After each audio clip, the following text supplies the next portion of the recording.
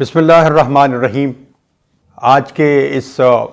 Stories of science from the Islamic past کے اس episode میں آپ کو ویلکم کرتا ہوں۔ یہ سلسلہ جاری ہے اور آج ہم الوغ بیگ کے بارے میں گفتگو کریں گے۔ الوغ بیگ بیسیکلی 15ویں صدی کے ایک بڑے اسٹرونومر ہیں۔ ان کا تعلق ویسے تو تیموری خاندان سے ہے، بلکہ یہ کہا جائے کہ تیمورلنگ کے یہ گرینڈ سن ہیں، اور باقاعدہ جب تیمور کا انتقال ہو گیا اور ان کی سلطنت تقسیم ہوئی مختلف لوگوں میں، تو ان کے حصے میں سمرقند کا علاقہ آیا اور اس کو قرب و جوار، تو وہاں کے وہ بادشاہ بھی تھے، سلطان بھی تھے۔ الوغ بیگ نے ایک بڑا مدرسہ قائم کیا جس میں سائنس اور میتھمیٹک اور ٹریگنومیٹری اور اس کے ساتھ ساتھ اسٹرونومی، جو ظاہر ہے اس زمانے کا ایک مین سبجیکٹ ہوا کرتا تھا،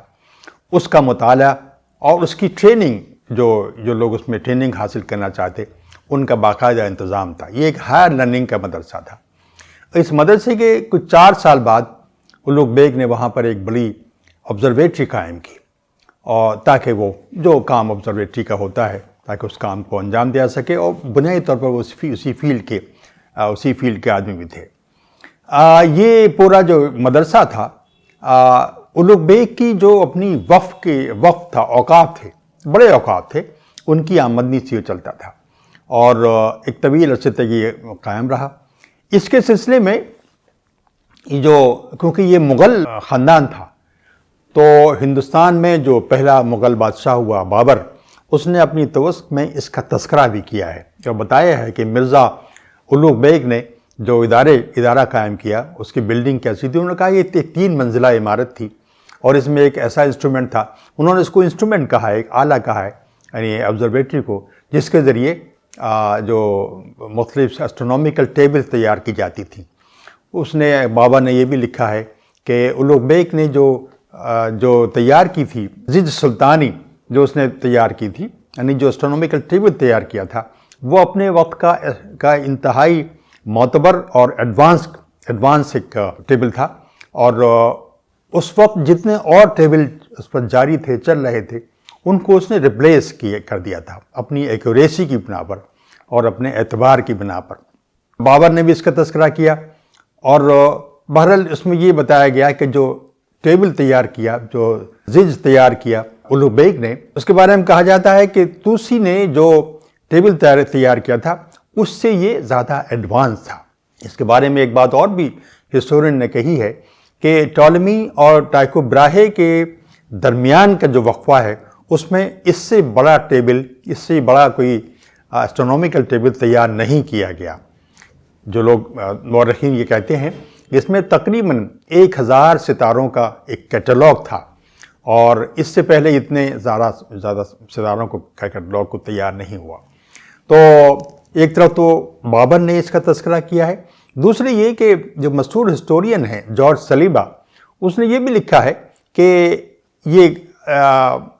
الوغ بیگ کا جو مدرسہ تھا، اس میں باقاعدہ باہر کے لوگ آتے تھے پڑھنے کے لیے، اور ان کی کلاسز ہوا کرتی تھیں، اور ان کلاسز میں اس نے لکھا ہے کہ ایسا ہے کہ کلاس ہو رہی ہے، اور ایک جو ان کے استاد ہیں قاضی زادے، خود وہ ایک بہت مشہور اسٹرونومر تھے، اور ان کے استاد بھی تھے الوغ بیگ کے، ان کا لیکچر ہو رہا ہے۔ اور لیکچر کیا ہوتا تھا، انہوں نے منظر کشی کی ہے کہ ایک کلاس ہو رہی ہے، اس میں توسی کی جو کتاب تھی جس کا نام تھا تذکرہ، اس پر جو انٹرپریٹیشن کیا گیا، یعنی اس کی جو تشریح لکھی گئی، تو اس کو طلباء پڑھتے تھے، قاضی زادہ جو استاد تھے ان کے سامنے، اور اس طرح کی کلاسز میں یہ الوغ بیگ بھی بیٹھے رہا کرتے تھے۔ بعض جگہ یہ بھی بتایا گیا کہ ہفتے میں کم سے کم 2-3 بار وہ اس طرح کی کلاسز میں آتے، طلباء کے ساتھ بیٹھتے، اور کبھی کبھی بیچ میں انٹروین بھی کرتے تھے، اور جو ذرا گہرے مسائل ہوتے تھے ان پر طلباء سے کے ساتھ میں ڈسکشن بھی کرتے، اور ان کو معلومات حاصل کرتے۔ اس طرح سے یہ ایک بڑی ٹیبل زج سلطانی قائم ہوئی، اور ایک بہت بڑا یہ گویا کہ ادارہ، اس کا بڑا کنٹریبیوشن ہے۔ جیسا کہ میں پہلے بھی شاید عرض کر چکا ہوں کہ 3 آبزرویٹریز بنائی گئیں عالم اسلام کے اندر جو اپنے وقت میں بہت مشہور ہوئیں۔ ایک کا تذکرہ ہم نے کیا ہے جو کہ جس کا تعلق مراغہ سے ہے، اور مراغہ میں توسی کی نگرانی میں وہ بنی تھی، پہلی آبزرویٹری تھی۔ اس کے بعد یہ اولوغ بیگ کی سمرقند میں بنی تھی، یہ سمرقند سے ان کا تعلق تھا، سمرقند میں یہ بنی اور اس کا بڑا کنٹریبیوشن ہے۔ اور تیسری جو آبزرویٹری تھی، ایسا کہا جائے کہ شاید وہ آخری آبزرویٹری تھی عالم اسلام میں بنائی گئی، وہ استنبول میں بنائی گئی تھی۔ اور جیسا کہ گزشتہ ویڈیو میں آپ نے دیکھا ہوگا کہ تقی الدین دی میکینک اس کے سربراہ تھے۔ تو مجھے عرض یہ کرنا تھا کہ یہ جو ان لوگوں کا جو کنٹریبیوشن ہے، باقاعدہ ایک ادارے کی شکل میں، باقاعدہ ایک کلاس روم کی شکل میں، اور باقاعدہ اساتذہ کی موجودگی میں یہ جو معلومات ہمیں حاصل ہوتی ہیں کہ طلباء ہیں، طلباء پڑھ رہے ہیں، اور پھر جو سینئر لوگ ہیں اس میں انٹروین کر رہے ہیں، سمجھنے کی کوشش کر رہے ہیں، سمجھانے کی کوشش کر رہے ہیں، وہ غلط ہے تو اس کو ٹھیک کرنے کی کوشش کر رہے ہیں، یہ معلومات بکھری ہوئی ہیں، کہیں کہیں مل جاتی ہیں۔ لیکن بہرحال سائنس کا جو آج اسٹیٹس ہے اس میں ان حضرات کی کوششیں اور یہ سرگرمیاں بڑی اہم ہیں، اور انہی کی بنیادوں پر سائنس آگے بڑھی ہے۔ اولوغ بیگ کے بعد تقی الدین دی میکینک، اور ان کے بعد گو کہ یہ فرور کم ہو گیا، لیکن بہرحال اس کی یہ آج کی جو جدید سائنس ہے اس کی بنیادیں انہی حضرات کے کاموں میں